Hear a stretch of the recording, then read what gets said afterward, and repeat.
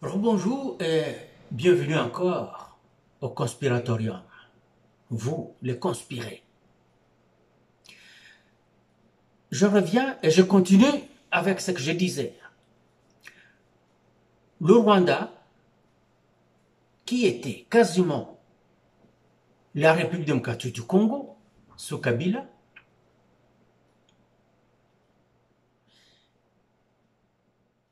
était un pays puissant, très puissant.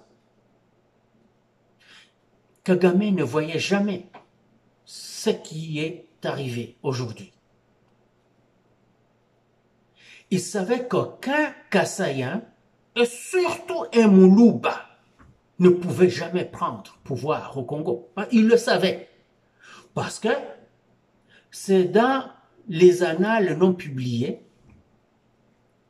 du colon belge, c'est dans les annales non publiées du surpuissant américain que un Kassaïen de surcroît, un Moulouba, ne devrait jamais prendre pouvoir au Congo ou être en position de décision au Congo.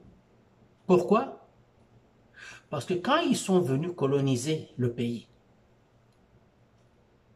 ils se sont butés à une résistance de ces Louba-là, de ces Kassaïens Louba, et qui n'ont jamais cédé. Tous les autres peuples ont fini par céder, sauf ceux-là. Alors ils se sont dit, ces gens, jamais. Alors, Boma Moulouba Tikanyoka.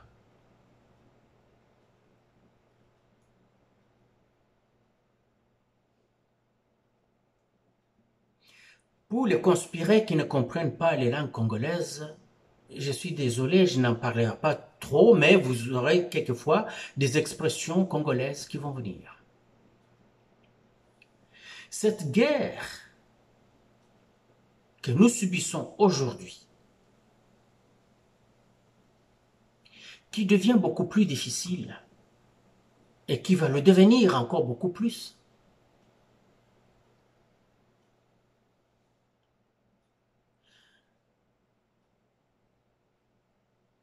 est due au fait que nous avons un Moulouba comme président.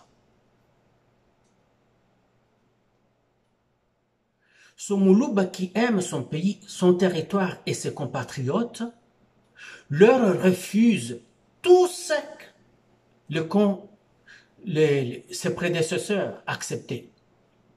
Mobutu a pris le pouvoir, il a dit, moi, je n'ai pas de problème. Amenez-moi tous les étrangers que vous voulez. D'ailleurs, moi-même, on n'en parle pas. Ok?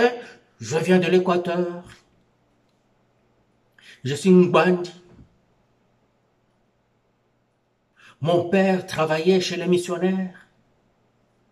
Ma mère, elle s'appelle Yemo. Elle est née en 1922. Moi, je suis né en 1930. Ce que ma mère m'a eu quand elle avait 8 ans. Et avant moi, ma mère avait d'autres enfants qu'elle avait eus. Ma mère, Yemo. Alors, on s'en fout que je vienne du pays de Eyadema, qui est le Togo. Je suis congolais. Alors, amenez-moi tout le monde sera congolais. Les Rwandais, les Burundais, tout le monde est venu. Les Bissengimana, tout le monde. Les rois Kabouba, tout le monde. Ils sont venus. Et chacun avait son petit lopin de pouvoir. Alors, Mobutu régnait. Les Américains étaient chez nous, ils avaient la plus grosse base militaire, après celle qui était en Allemagne. Après la base militaire des Américains en Allemagne, celle de Kamina était la plus grosse base. Kamina, au Congo. On nous dit toujours, quand les Américains arrivent dans un pays, ils développent le pays. Pourquoi ils n'ont pas développé le Congo? Vous avez dit, ah non, Mobutu c'était un corrompu. Avez-vous déjà vu ou entendu du temps de Mobutu que les Américains avaient donné des fonds, ou les Américains avaient investi, à part General Motors? General Motors qui était la compagnie qu'on connaît aujourd'hui comme GM, qui avait une usine de montage de véhicules pour alimenter partout en Afrique. Oui, ça donnait du travail aux Congolais. Mais la majorité était plutôt des Congolais étrangers qui étaient là. Tous ces étrangers-là. Et la main-d'œuvre basse était composée de Congolais de souche. Mais quand on commence au superviseur du plancher, là en montant, c'était des étrangers qui portaient des noms congolais. Des Kengo Adondo,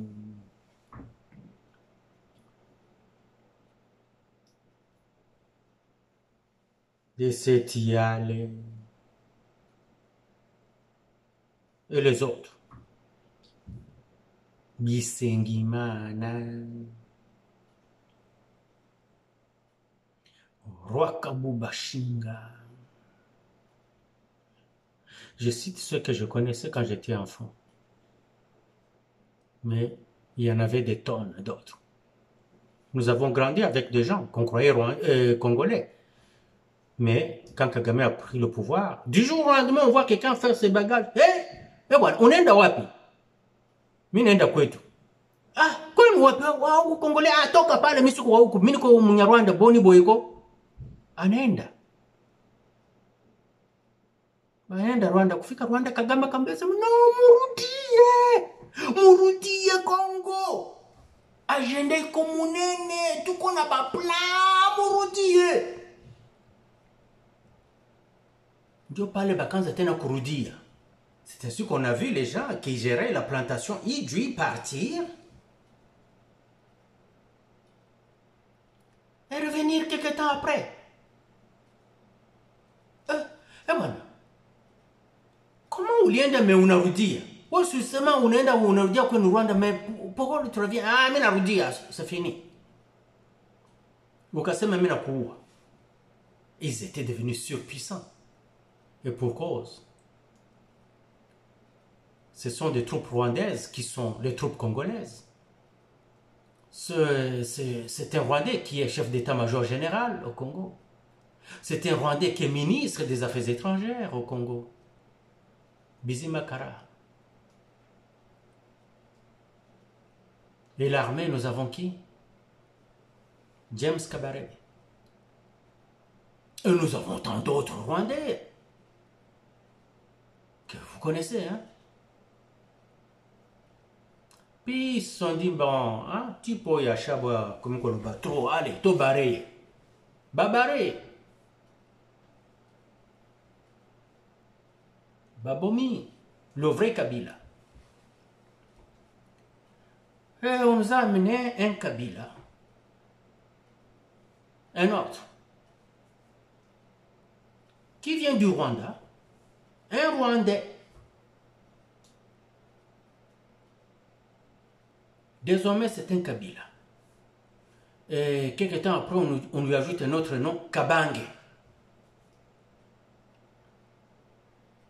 On lui apprend à parler nos langues. On lui apprend à s'habiller comme nous.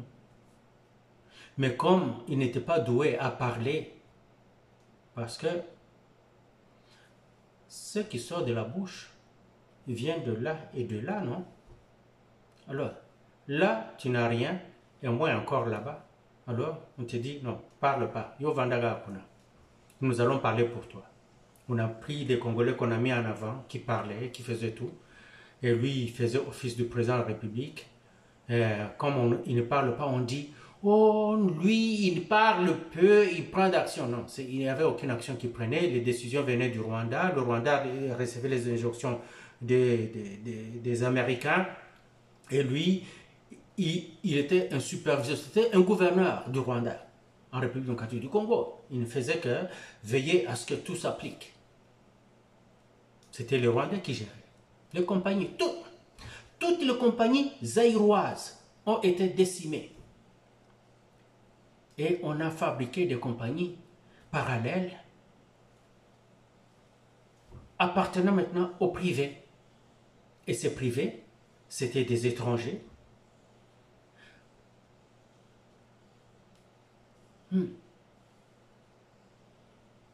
Et on a tué le pays. Papa Tshisekedi savait que un jour, il aura le pouvoir. Et il est passé à ça, d'avoir le pouvoir. Mais il l'a raté. Bravo Kamere. On a précipité, on a envoyé Kamere à l'opposition. Va là-bas, va fragiliser l'opposition. Il est venu comme s'il était contre le pouvoir. Et pourtant, jamais. Il était à l'Assemblée nationale. Oh, il s'est insurgé contre l'arrivée des troupes rwandaises, incursion des troupes rwandaises au Congo sans l'aval du Parlement. Vraiment? N'est-il pas celui qui a donné des vaches au chef d'état-major général rwandais, James Kabarebe? Si vraiment il avait perdu son poste de président du Parlement à cause de son insurrection contre le pouvoir qui avait permis aux Rwandais de venir au Congo, alors il devait être à couteau tiré direct avec le patron des armées du Rwanda, non? Mais non, et pourtant c'était des amis. Il a apporté des vaches à son frère, James Kabarebe. Vous le savez tous, hein? Je ne crée pas. Tout ce dont je parle ici, je ne crée rien. Ça existe là. Vous en avez déjà parlé, les médias en ont parlé, mais ça revient seulement, on en parle. Voilà. Alors, ils l'ont envoyé à l'opposition, comme tant d'autres qu'on a envoyés, comme les Kabound qu'on a envoyés. On a dupé Papa Tshisekedi. Lui, il croyait que c'est vraiment un jeune dynamique qui arrive, qui a du sang chaud pour dynamiser le parti. Et pourtant, il y avait un dessein, il y avait un but envoyé par infiltration totale. Et vous savez ce que Kabound a fait. Quand Tshisekedi prend le pouvoir, au lieu d'être heureux que son parti vient d'acquérir le pouvoir, alors au lieu de renforcer maintenant le pouvoir de son membre de l'UDPS, qui devient président de la République, il commence à le fragiliser. On trouve que non, il est de mèche avec les ennemis, qui l'ont rendu déjà très riche, et qui lui promettent ciel et terre.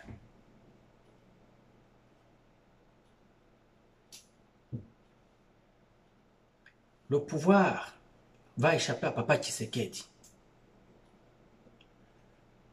Mais Papa Tshisekedi azalaki kotala kaka. Ayebi banzonzingi nyonso. Na butu ya bato bake faze abengi petit. Viens ici petit. Le petit qui vient. Oui papa, assieds-toi là. Babomi minda, batali, y a personne. Mama tala soki bato nyonso balali, basi balali. Bongo bao balali banda basi bakendeki na bango. Ok? Aye. Petit tala. Makambo mboko eza boye na boye na boye na boye na boye. Vous comprendre? Oui. Vous se rappelez période mo boye? Oui. Oyebi mutu songolo boye. Wana ata azalaka kote ya ennemi, azaki mutu na biso. Ye mutu azalaka kopesa biso ba news. Ah, ok. Oyebi ba période mo boye Paul Bandoma azali kobela. Oyo azalaki ministre ya défense ya IDPS. Ah, oui, oui. oyebi ke Mobutu mutafutaka ba frais po akende baswe na ye na Europe. Ah, oui. Oh, mpo na nini?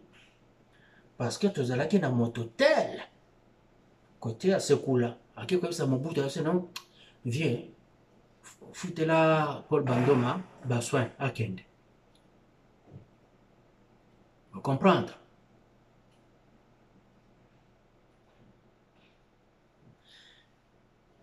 Mwana aza koyekola petit à petit makambo nyonso ayebi bisika papa akendeke na mikili azokende na ye azokekolekise oyo aza moto na biso oyo moto na biso oyo moto na biso oyo moto na biso wana monguna wana ata apesi biso mbote pesaka mbote seka me rire jaune soki ozoseka na wana bon seka kaka côté droite bomba gauche te soki na côté gauche bomba droite omoni wana soki oza kolia na ye kebaka luka batémoin mpo wana aza bolo témoin azala omoni oyo kuna ata bato bazali lia na kanya ya molai fourchette ya molai kozala pembeni na ye te zwa fourchette molai lia bongo mwana aza koyekola tim bon azwi pouvoir biso nyonso toza koseka awa Félix a eu pouvoir. On ne s'y attendait pas. C'est là la jalousie. Tous ceux qui étaient là ne savaient pas ce qui se passait. Ils croyaient qu'ils étaient importants à l'UDPS plus que le fils. Plus que le fils du commandant en chef de l'UDPS. Liboma Nabino. Oh, Tshisekedi n'était rien. Selon votre façon de voir. C'était le fils biologique du sphinx délimité, Étienne Tshisekedi. Alors, son fils Antoine Tshisekedi, Félix Antoine Tshisekedi, vous pensez que vous êtes plus important que son fils? Parce qu'on vous donne des attributions. Mais il a donné tous les atouts à l'enfant. C'est ainsi que l'enfant savait exactement quoi faire. Il est intrépide comme son père. Il est sans peur comme son père. Et c'est exactement ça. C'est exactement ça que les ennemis redoutaient. Mulubo ya banga kate. Muluba banga kate. Il est intrépide, il est sans peur. Sa hardiesse vraiment faisait peur. Vous vous rendez compte? Pendant 32 ans de Mobutu, on déclasse le peuple, Luba.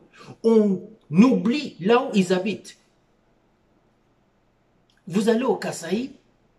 Vous voyez, moi je venais de Bukavu. Une belle ville. Bukavu, oh que c'était beau.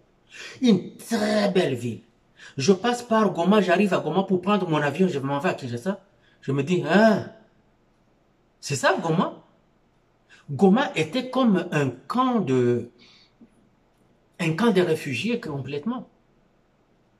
Mais Bukavu était de toute beauté, c'était construit.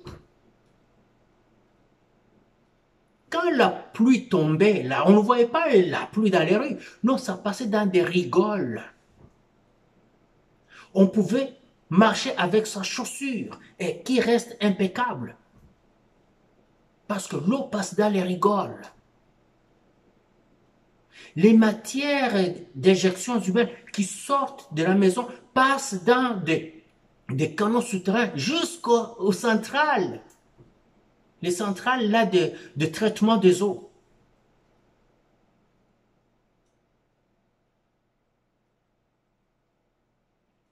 Le pays était bien construit par les Belges.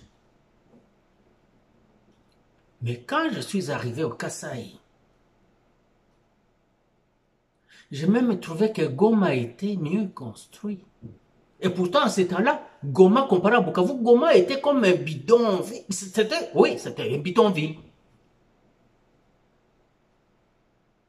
et avec un petit aéroport, mais qui était propre.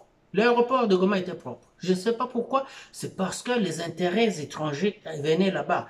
Goma, avec le Rwanda, le Burundi, les CEPGL et tout ça. C'est pour ça que l'aéroport était un peu beau.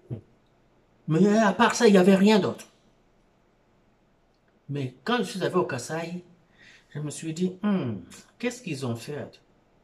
J'ai compris. Les lignes électriques qui partent de Inga passent dans Kanang. Là,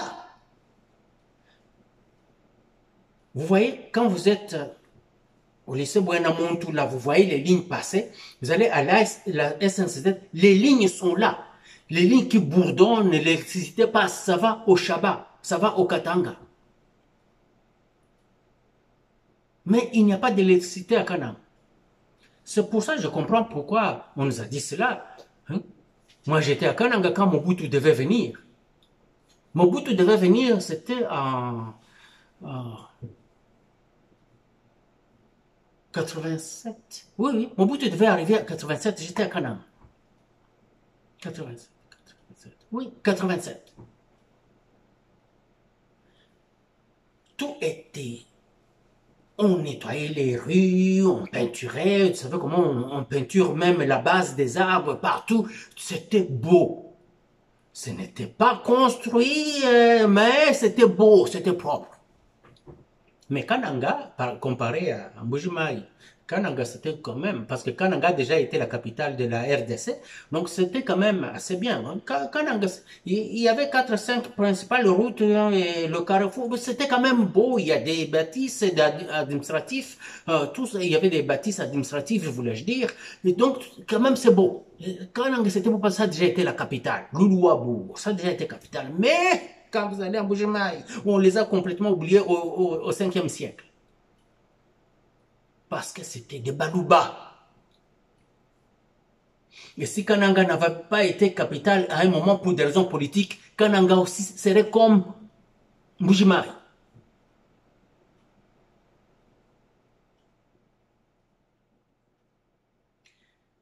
Alors, à cause du caractère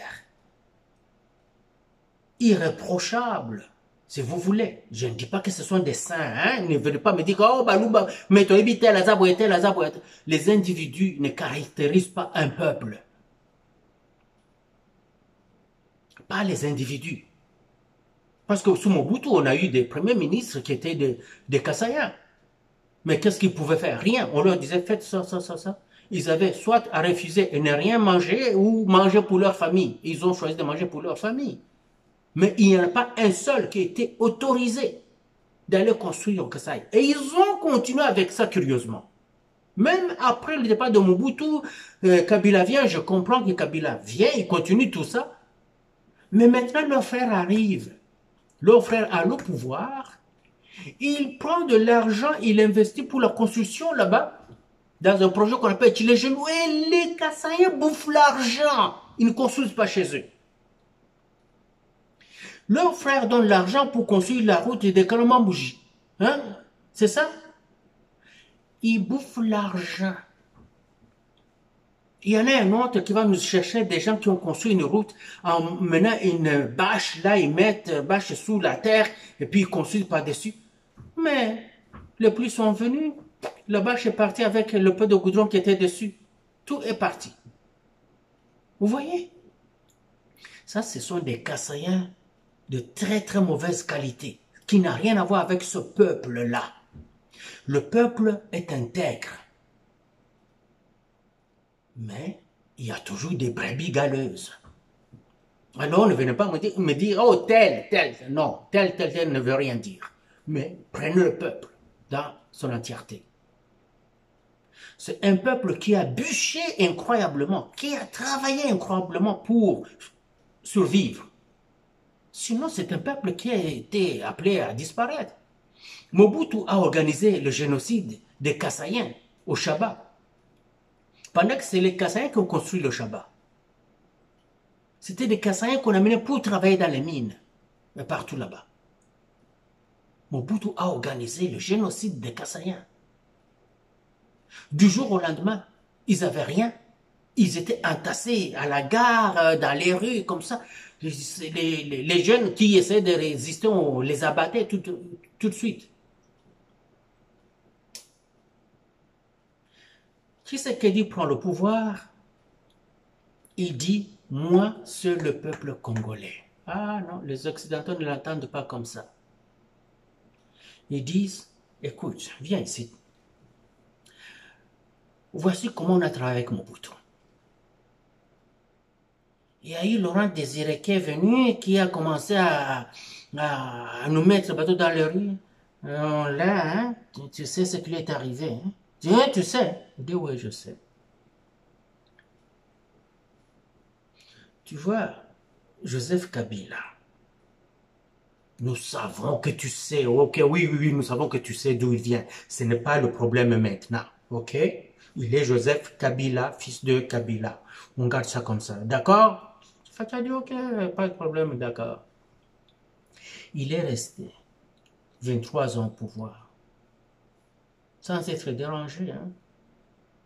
Toi, là, si tu veux, et en plus, toi, tu es Congolais de souche, tu es Kassaïen, tu sais que nous, on avait...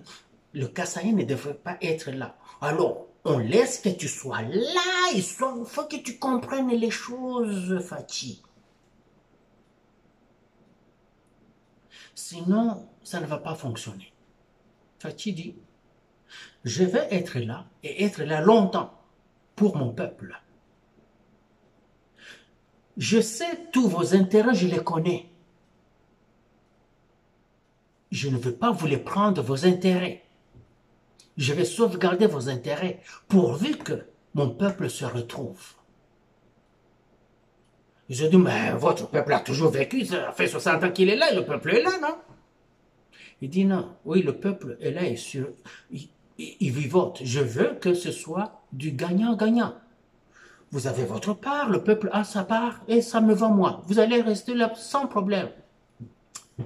On dit, Fachi, vous comprendre la situation, hein? Fachi dit, non, je comprends la situation, c'est pour ça que j'ai dit, vous allez être là, mais nous aussi, on doit avoir notre part pour le peuple. Yoka, ça va pas être comme ça. D'ailleurs, makambo ya ba chinois wana, hein? Il faut elongwa. Fachi a dit, non, nga na kuti ba chinois place wana, nga na ti bango ta, bazalaki wana.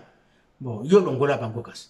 Na longola bango deni, bazalaki wana, bazal na bas contrats signés même des contrats centenaires. Longola biloko wana, yo longola va juste protéger yo.